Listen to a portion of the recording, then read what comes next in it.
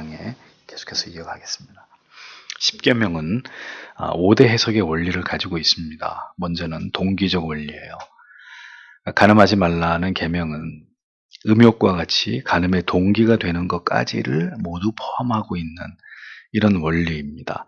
어떤 행위만을 정죄하지 않고 행위만을 금하는 것이 아니라 그 행위가 출발되는 동기, 그것까지도 성경은 금하는 이런 원리를 십계명이 가지고 있는데, 그러한 관점에서 십계명을 해석해야 된다. 첫 번째 동기적 원리. 다음은 대꾸의 원리입니다. 하지 말라는 계명, 하지 말라는 단순한 금지의 계명만 있는 게 아니라 이 소극적인 하지 말라라는 계명, 금지를 넘어서 반대, 하지 말라는 것의 반대, 그 반대의 개념을 적극적으로 행하라는 명령을 포함하고 있다. 하지 말라는 것의 반대, 하라는 것까지, 소극적인 것에서 적극적인 것까지를 포괄해서 십계명을 해석해야 된다는 원리, 두 번째 대꾸의 원리입니다. 세 번째는 포괄의 원리입니다. 그것은 무슨 얘기냐? 각 계명은 그 계명과 비슷한 범주에 있는, 그러니까 그것만 말씀하고 있는 게 아니라 살인하지 말라. 그러면 살인을 하지 않는 것만이 그 계명을 지키는 것이 아니라, 지난주에 우리가 말씀드린 대로 그 사람의 정신적인 정신적인 피해, 또 육체의 상해, 재산상의 피해 다 들어가는 거죠. 미워하는 거, 시기하는 거, 질투하는 거, 분노하는 거, 이렇게 이제 포괄의 개념. 대표적인 그 계명의 범주 아래에 속한 모든 것까지를 다 포괄하고 있다는 원리입니다. 그래서 부모를 공경하라 그러면 비단 자기 부모만 공경하는 게 아니라 다른 지체의 부모님까지, 여타 내 위에 있는 나를 가르친 스승이나 혹은 손 위의 모든 어른들까지, 권위자들까지 공경하라, 이런 의미로 이해해야 된다는 이런 원리입니다. 네 번째는 연계성의 원리입니다.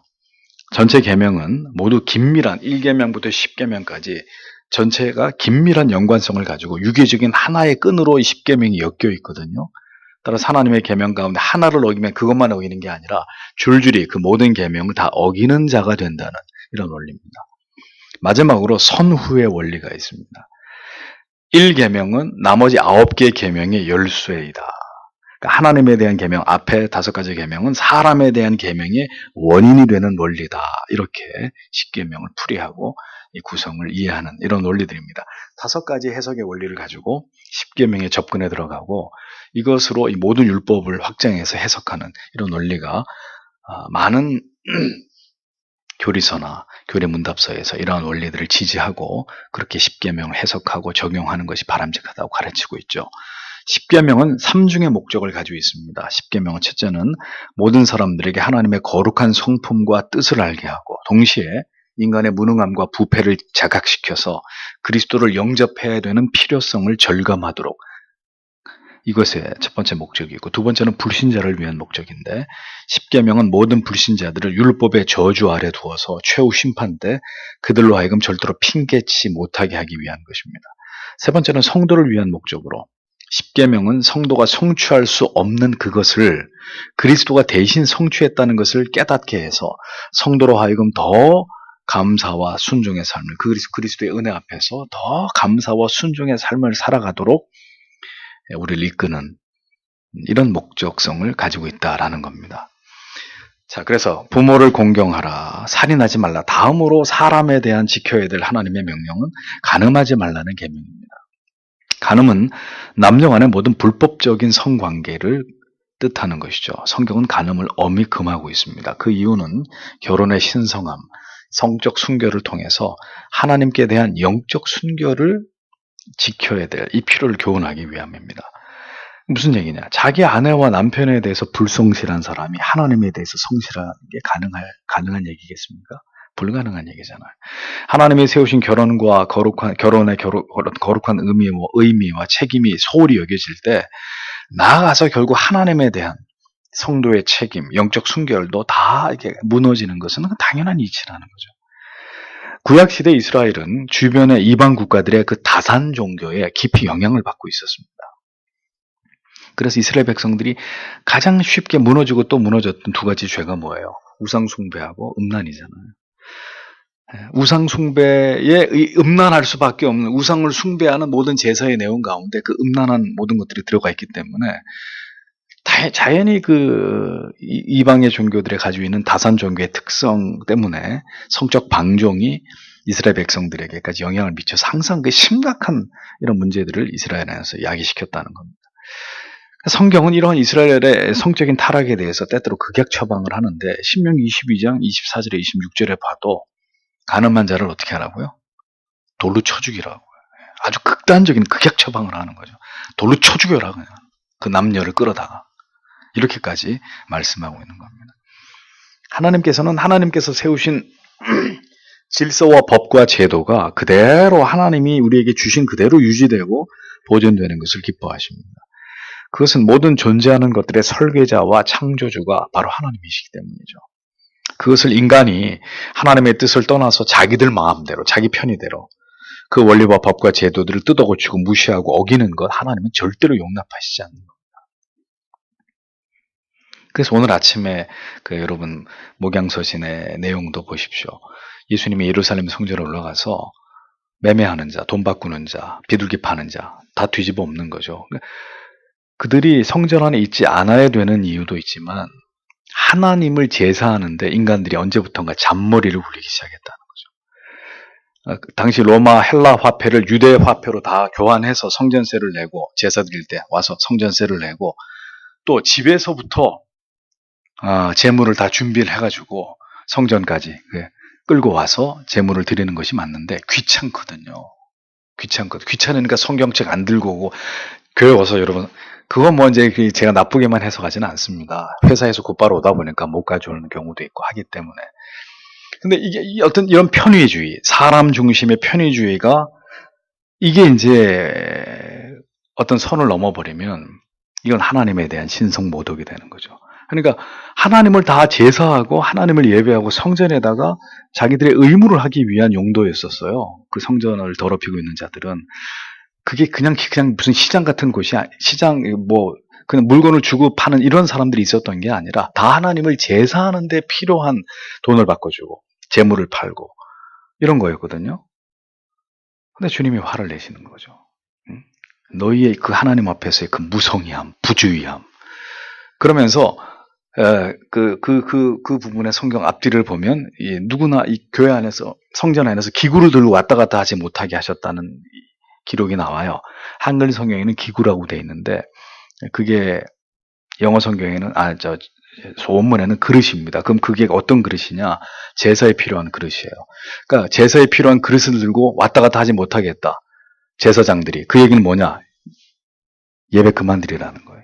여기서 이제 더 이상 하나님을 제사하지 말라는 거예요. 예수님이 얼마나 화가 나셨든지 그따위 제사는 하나님이 받지 않으니까 그릇 들고 왔다 갔다 하지 마라. 하나님 제사하지 마라.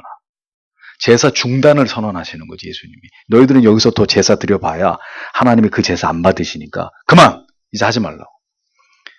이렇게까지 주님이, 그 온유하신 주님이 분노하신 장면이 성경에 2번이나 나오잖아요. 인간이 하나님의 뜻을 떠나서 자기들 마음대로 원리와 법과 제도를 뜯어고치고 없애버리고 새로운 걸 만들고, 창조주 하나님의 이것을 다 디자인하신 그분의 뜻과 목적과 섭리에 전혀 어긋나는 것이란 말이죠. 하나님이 지으신 그대로 반드시 그 원리와 법을 지키면서 존재해야 되는 인간과 이 세상이 가장 아름다운 것이고 건강한 것이고 행복한 것이고 기쁜 것이란 말이죠. 하나님의 정하신 선을 넘어서 간음을 저지르고, 남자가 남자를 사랑하고 여자가 여자를 사랑하고, 사람이 짐승을 사랑하는 이런 일들은 모두가 이 법과 제도를 세우신 하나님을 경멸하고 모독하는 참담한 죄악이라는 겁니다. 그러니까 사탄이 뭘 하는 존재입니까? 언제나 이 하나님의 계명에서 벗어나도록 인간을 유혹하고 넘어지게 하는 존재잖아요. 치명적인 유혹을 통해서 하나님의 법을 어기는 것에 대한 죄악의 그 두려움보다는 인간이 누리고자 하는 그 죄악의 달콤한 낙을 더 사랑하게 만드는, 그게 마귀가 하는 짓이거든요. 우리 안에서. 이러한 유혹은 많은 경우에, 이런 유혹은 뭘 통해서 옵니까? 시각적인 것을 통해서 시작됩니다. 하와는 선악을 알게 하는 먹음직하고 보암직한 열매를 보았습니다. 다윗은 목욕을 하는 여인의 벗은 몸을 보고야 말았습니다. 모든 유혹은 인간의 감각기관을 통해서 마음과 생각의 통로로 전달됩니다. 간음을 범하게 되는 원인은 먼저 음란한 모든 것을 멀리하는 것의 실패에서 시작된다라는 거죠. 결혼의 대상인 남자는 여자, 여자는 남자, 결혼의 대상인 이성을 하나님이 나에게 짝지어 주실 귀한 동역자, 영적인 보필자, 나를 보호해주는, 세상으로부터, 비진리로부터, 불의로부터 나를 보호해주는 보호자, 이런 관계로 이해하는 게 아니라 성적 대상으로 이해하는 거죠. 여기서부터 간음의 유혹은 시작되는 것입니다. 합법적인 결혼이라 할지라도 그 결혼의 목적이 단지 성적인 것이라면 그건 간음이에요. 아무리 그가 부부라 할지라도.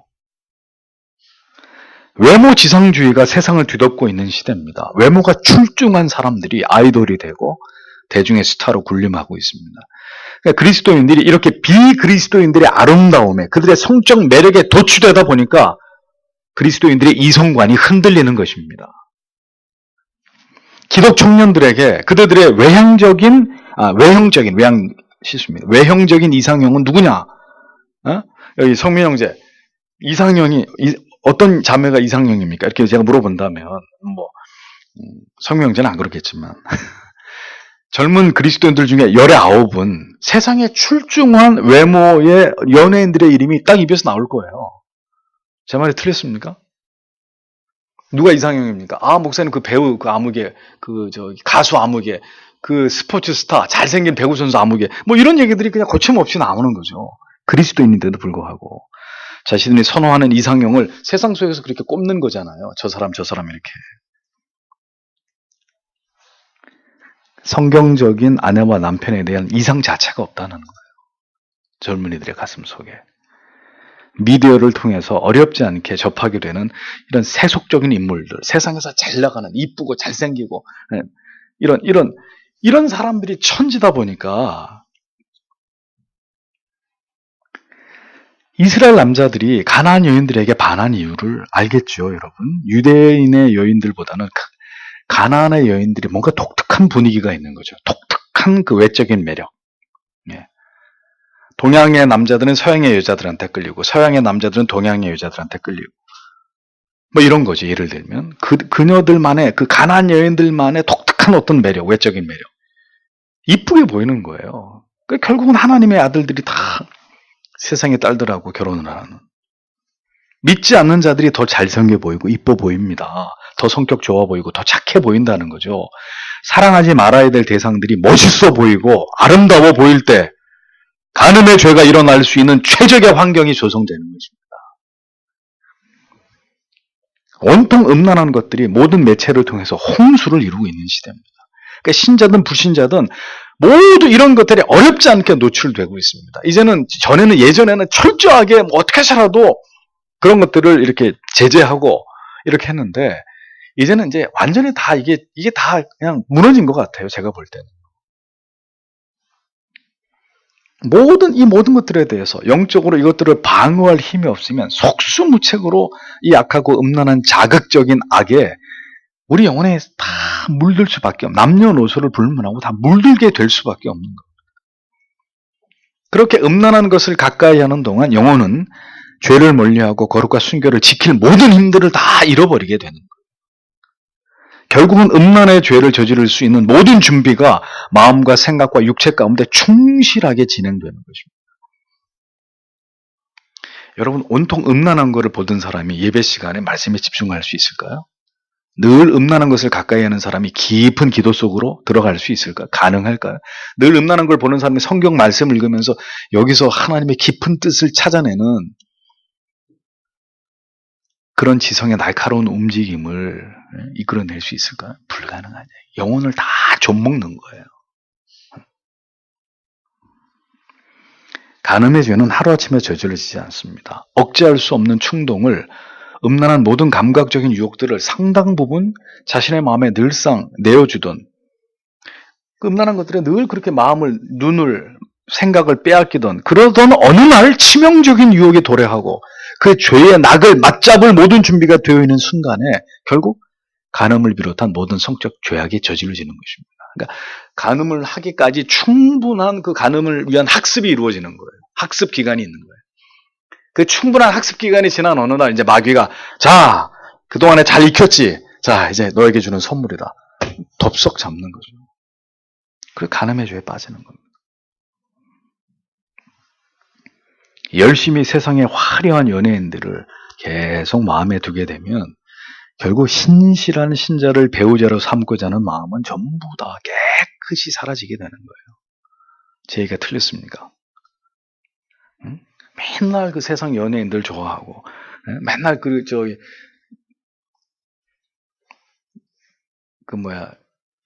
PC 바탕 화면에다 깔아놓고, 스마트폰 그 배경 화면에다 띄워놓고, 카카오톡에다 띄워놓고, 열심히 그렇게 세상 연예인들 좋아하다 보면, 신실한 믿음의 사람을 내 남편으로 안 해. 그런 마음은 모두 다 사라져버리게 되는 거예요. 모든 음란한 것을 가까이 할 때 신자는 치명적인 간음이라는 죄 앞에 그 앞에까지 스스럼 없이 다가서게 된다는 것을 잊어버리지 마십시오. 끊임없이 자신이 무엇을 보는가의 문제에 대해서 영적으로 촉각을 곤두세우고 그러한 세상을 향해 활짝 열려있는 음란의 창문들을 다 닫아버리고 그것들로부터 부단히 피하지 않으면 결국은 넘어지는 거예요. 그래서 간음의 죄는 어떻게 주님이 뭐라고 피하라. 맞서서 싸울 생각하지 말고 피하라 말, 도망치란 말이에요. 도망치라. 왜? 너는 100번 싸우면 100번 다 네가 지게 돼 있는 거니까. 음란의 죄는, 음란의 유혹은. 간음은 모든 성적인 타락은 모두 음란한 것들에 대해서 성도의 마음과 영혼의 방어선이 모두 무너진 결과입니다. 그러니까 언제나 보는 것에 성적인 것들의 심각한 영적인 폐해에 대해서 신자가 깨어있지 않을 때 간음으로 가는 길은 활짝활짝 열려있게 됩니다. 그래서 여러분 세상이 그려내는 로맨틱한 사랑에 빠져들지 말란 말입니다. 그것은 성경이 말씀하고 있는 사랑이 아니에요. 메디슨 카운티의 다리 이렇게 이런 아주 로맨틱한 이런 영화에서 이야기하는 사랑은 로맨틱하게 보이긴 하지만 그건 성경적인 사랑이 아니에요. 그건 죄란 말이에요. 죄. 세상에 화려하고 아름다운 인간들의 외모에 집착하지 마세요. 영적인 눈이 멀어버립니다. 음란한 모든 것들을 제어하지 못하고 그 유혹을 피하지 못할 때 결국은 간음을 비롯한 모든 성적 타락, 세속의 아름다움을 가진 자들의 매력에 빨려들게 되는 결과를 피할 수 없게 되는 것입니다. 간음을 저지르는 사람들의 공통점이 있습니다. 그것은 그 간음을 합리화할 수 있는 모든 논리를 자기 안에서 만들어낸다는 거예요. 그게 죄가 자기 자신을 속이는 거잖아요. 자신이 간음을 저지를 수밖에 없는 핑계들을 스스로 만들어내면서 자신이 저지르는 죄는 그렇기 때문에 죄가 아니라고 나를 이해해 줘야 된다고 이런 말도 안 되는 논리를 앞세우면서 그 죄에 빠져드는 거예요. 그것이 죄의 속임입니다. 결국 그렇게 자신을 속이고 하나님을 속이면서 그 쾌락에다가 자기를 내어주게 되는 것입니다. 하나님께서는 이스라엘 백성들이 하나님을 멀리하고 세상을 사랑할 때 하나님 그걸 뭐라고 간주하셨습니까? 영적 간음이라고 간주하셨잖아요. 그러니까 하나님에게서 시선이 멀어질 때 신자는 세상을 끌어안는 추악한 영적 간음을 저지르는 거거든요. 그러니까 자기의 배우자를 향한 시선이 사랑이 멀어지면 우리의 마음은 반드시 다른 남자, 다른 여자를 향한 유혹에 불타오르게 되어 있습니다. 그래서 부부간에는 틈이 있으면 안 돼요. 부부간에 틈이 있으면 반드시 두 사람 중에 한 사람은 간음의 죄를 저지를 확률이 대단히 높아지는 겁니다. 성적인 매력을 느끼는 모든 것들을 성도 여러분, 젊은 지체 여러분 피하십시오. 그것이 바로 그리스도인들로 하여금 성적으로 타락하게 하는 시작점이 됩니다. 포르노그래피를 즐겨보는 지체들이 있습니까? 즉시 그것을 멈추지 않으면 내가 얘기하죠. 그대에게 일어날 수 있는 일들을 열거해 보겠습니다. 첫째, 성적 매력을 가진 불신자와 사랑에 빠지게 됩니다. 둘째, 그대가 결혼을 하게 되더라도 그대의 배우자에게 절대로 만족할 수 없게 됩니다. 셋째, 언제나 음란한 것을 좋아하는 그대의 시각이 그대의 생각과 마음에 심각한 악영향을 매일매일 끼치게 되므로 그대의 영혼은 단 한 걸음도 하나님 앞으로 다가갈 수 없게 됩니다. 마지막으로 결국은 다윗과 같은 돌이킬 수 없는 성적 죄악에 깊이 빠져들게 될 것입니다. 그게 지금 포르노그래피를 즐겨보고 있는 그대에게 일어날 수 있는 최악의 경우의 수들입니다.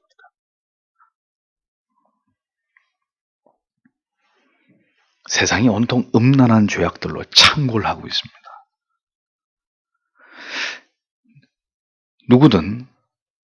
아무도 모르게 스마트폰으로 무엇을 보고 있든 여러분 잊지 마십시오. 하나님이 그걸 보고 계십니다. 여러분들이 뭔가를 들여다보고 있을 때 그건 여러분만 보고 있는 게 아니라 하나님도 그걸 보고 계신다고요. 그러므로 성도 여러분, 죄를 이길 힘을 구하십시오. 거룩하고 영원한 가치에 한 발짝 더 다가가십시오. 나를 성적으로 유혹할 수 있는 사람, 장소, TV, 인터넷 다 멀리 하십시오. 호르몬이 왕성하게 배출되는 젊은 지체 여러분, 땀을 흘려서 일을 하세요. 땀을 흘려서 운동을 하든지 에너지를 건강하게 소진하세요. 힘이 남아돌아가지고 주체가 안 돼가지고 죄 짓지 말고 언제든 경건의 훈련을 가까이 하십시오. 이 육신의 훈련은 미봉책이에요. 더 핵심적인 것은 매일매일의 경건의 훈련. 나를 돌아보고 또 주님 나를 붙들어 주십시오. 주님 이 유혹으로부터 이길 힘을 주십시오. 보는 것에 조심하게 도와주십시오. 경건의 그 훈련이 모든 음란의 유혹으로부터 여러분의 영혼을 지켜줄 것입니다. 끓어오르는 정욕, 욕정으로 그것이 음란한 유혹을 향해 달려가지 못하도록 여러분 모든 길목을 다 차단해야 됩니다. 그래서 더욱 믿음의 지체들과 견고한 영적인 스크럼을 짜고 고상한 가치들을 탐하고 우리의 정신과 사유의 주제를 하나님께다가 고정해야 돼. 하나님은 아는 지식에다가 고정해야 되는 것입니다. 더 나은 가치를 발견하지 못하면 여러분 육체의 유혹에 언제나 우리를 내 자신을 내어줄 수밖에 없는 거예요. 그 이상의 어떤 고상한 가치를 내가 결국 찾아내지 못하면 진리 안에서 그 밑에 있는 가치들에 만족하면서 그것에 낙을 즐기면서 살아가는 그런 인생으로 끝나는 거예요. 더 아름답고 고상한 지식을 추구하지 않으면 육체의 정욕에 굴복당하는 일들에서 절대로 벗어날 수 없는 것입니다. 성적이고 음란한 것을 보거나 생각하는 것에서 벗어나지 못할 때 간음을 비롯한 모든 성적 타락에서 우리는 절대로 자유로울 수 없는 것이고 더 아름답고 거룩한 가치에 눈이 띄어지지 않을 때 우리는 언제나 음란한 것을 즐겨보는 음탕한 눈으로 결국 우리 육신과 영혼까지도 더럽히는 자들이 될 수밖에 없는 것입니다. 그러니까 지금 이 시대는 이러한 성적인 타락에 저질러지는 최상의 그런 일들이 일어날 수 있는 가장 좋은 세상에 우리는 살고 있는 거예요. 가장 좋은 세상에. 그 어떤 시대도 지금 이 시대만큼 음란한 것들이 홍수를 이루고 있었던 시대는 없었습니다. 유치원생부터 할아버지까지 모두가 그런 것들을 볼 수 있고 즐길 수 있는 그런 세상에 우리가 살고 있잖아요. 그래서 하나님을 뜨겁게 사랑하는 자가 많지 않은 거예요. 열렬한 그리스도인들이 온통 정신을 거기다 다 빼앗기고 있는데 어떻게 하나님 앞에서 깊어집니까? 뜨거워집니까? 간절해집니까? 어떻게 경건의 능력이 나타나겠습니까? 오늘은 간음하지 말라는 이 계명입니다. 이 계명은 그렇게 무수한 간음의 자리로 나아갈 유혹을 뿌리치지 못한 자들에게 어느 날 덫처럼 걸려들게 되는 그런 죄악들로부터 하나님의 백성들을 경계시키는 강력한 말씀이라는 것, 하나님의 계명이라는 것 잊어버리지 마시고 오늘 이 설교의 내용들을 많은 분들이 들으시고 이것을 다시 생각해 볼 수 있는 그런 계기가 되셨으면 좋겠습니다. 함께 기도하겠습니다.